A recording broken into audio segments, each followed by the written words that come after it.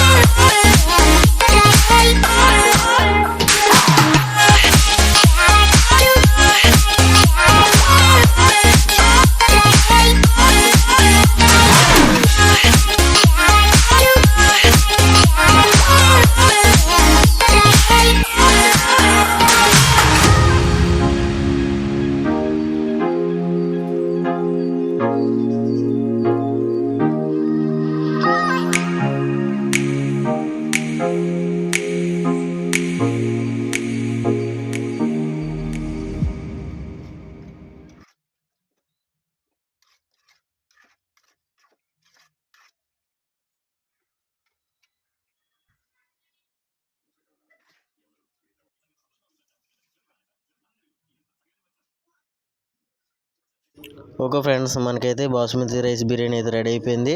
సూపర్గా అయితే కనుక మనకి ఇది వచ్చింది. టేస్ట్ కూడా చేద్దాం ఎలాగుందో. Wow, super.